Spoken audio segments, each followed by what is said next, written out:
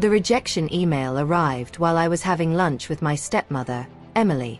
Her perfectly timed smirk told me she'd been waiting for this moment. "Oh dear," she said, dabbing her lips with an expensive napkin. "Was that another rejection? That's the third company this week, isn't it?" I kept my face neutral as I read the email, the same polite phrasing I'd seen a dozen times now. "While your qualifications are impressive, we decided to pursue other candidates." "Fifth company," I corrected her, putting my phone away. "But who's counting?" "My name is Sophie Evans, and at 28, I was watching my stepmother systematically destroy everything my father had spent his life building, including my career." Emily's smile widened. "You know, if you just accepted my offer to work at Evans Industries in a suitable position, none of this would be necessary," she said. By suitable position, she meant a meaningless role where she could keep me under her thumb. After my father's death 6 months ago, Emily had made it clear that while she'd inherited control of the company, she expected me to know my place. "I prefer to earn my positions," I said, taking a sip of water. "But then again, we have different views on that, don't we?" Her eyes narrowed. Emily had been my father's secretary before becoming his second wife 3 years ago. The ink on their marriage certificate had barely dried before his mysterious heart attack.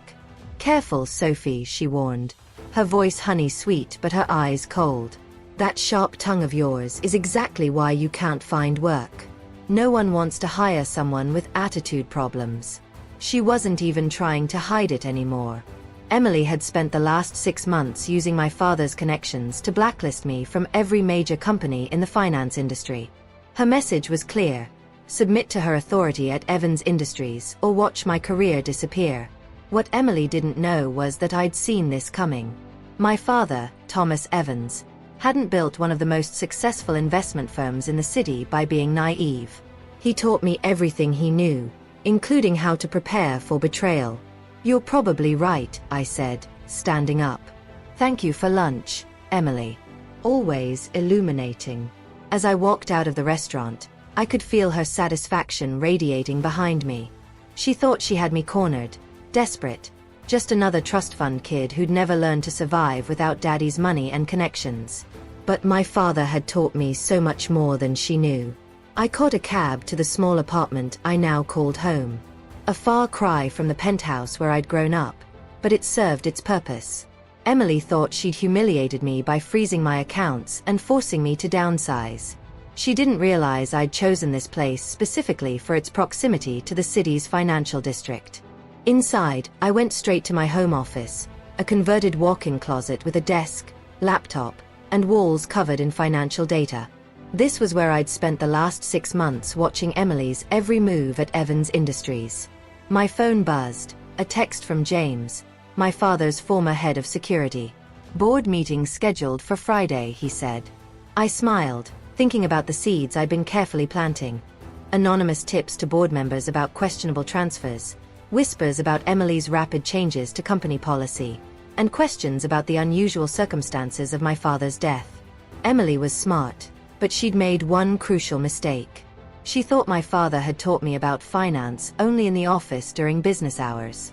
She didn't know about our late-night strategy sessions, the weekends spent discussing market psychology, the lessons learned over chess games and dim sum.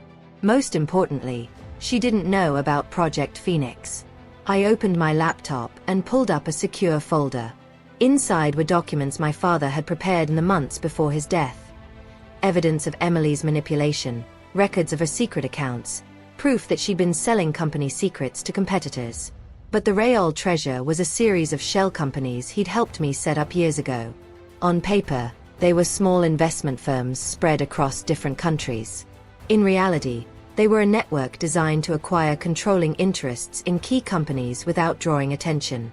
For 6 months, while Emily was busy blocking my obvious moves, these companies had been quietly buying up shares in Evans Industries' major clients and partners. Each purchase was small enough to fly under the radar, but together, a knock at my door interrupted my thoughts. I quickly closed the laptop and checked the security camera I'd installed, a habit my father had instilled in me. It was Sarah, my best friend and the only person besides James who knew what I was really doing. "Please tell me you're not still eating instant ramen," she said as she walked in, holding up bags of takeout. You can't overthrow an evil stepmother on cup noodles alone. I laughed, realizing I'd barely eaten at my lunch with Emily. My evil stepmother actually bought me a lovely lunch today. She wanted to gloat about her latest success in ruining my life. Sarah set out containers of Chinese food from my father's favorite restaurant. I noticed with a pang. How many companies is it now? Lost count, I said, grabbing chopsticks. But it doesn't matter. Everything's ready for Friday. She paused, a dumpling halfway to her mouth. You're sure about this? Once you make your move, there's no going back. I thought about Emily's smug smile, about the way she'd wormed her way into my father's life and then systematically taken everything he built. I thought about the questions the police had dismissed about his death, about the medical reports that didn't quite add up. I'm sure, I said firmly. Dad didn't just teach me about business, Sarah. He taught me about justice, about protecting what matters. She nodded, understanding in her eyes. Sarah had known my father since we were kids in boarding school together. She'd seen firsthand how he balanced fierce business acumen with genuine compassion. Tell me the plan again, she said, settling onto my small couch. I want to make sure we haven't missed anything.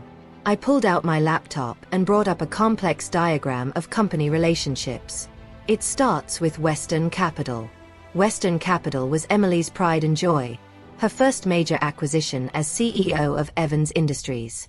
She pushed the deal through over objections from the board, claiming it would diversify our portfolio. What she didn't know was that Western Capital was already compromised through my shell companies. I controlled enough of their debt to force a restructuring when I called in those debts on Friday. It would start a domino effect that would ripple through all of Emily's recent acquisitions. The board meeting is at 10 a.m., I explained.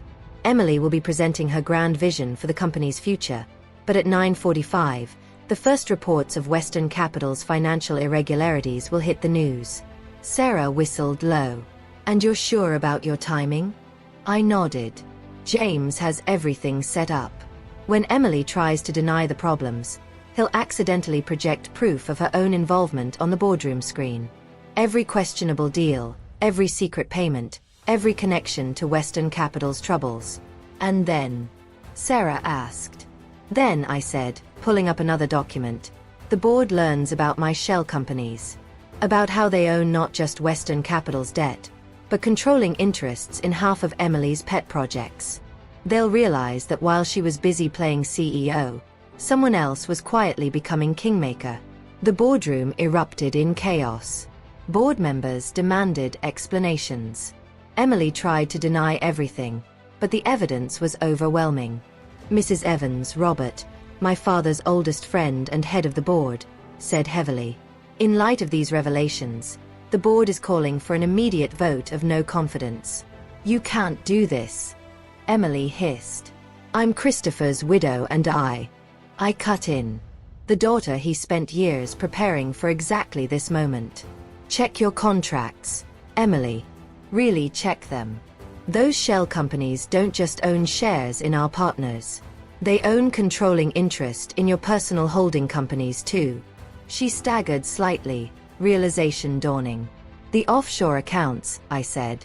I'll trace back to you. The SEC will be particularly interested in those. The next few hours passed in a blur of lawyers, statements, and signatures. Emily was removed as CEO pending criminal investigation. The board appointed me interim chief executive, with Robert as special advisor. By sunset, I was sitting in my father's old office. My office now, looking out over the city. The chess set he kept on his desk was exactly as I remembered it. Sarah found me there, 2 glasses of champagne in hand.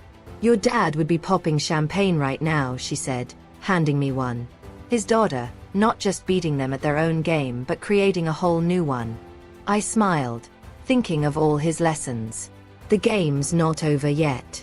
There's still the question of his death. One battle at a time, Sarah said, raising her glass. Today was about taking back what's yours. Tomorrow, we get justice. A knock at the door interrupted us. It was James, with a stack of files. Found these in Emily's personal safe, he said. Thought you might be interested. The files contained everything. Proof of Emily's long game, her manipulation of my father, and most importantly, evidence of what really happened the night he died. Looks like tomorrow came early, Sarah said, looking at the files. I picked up the queen from my father's chess set, remembering his words about letting opponents think they'd won. Emily had thought she was playing chess while I was playing checkers.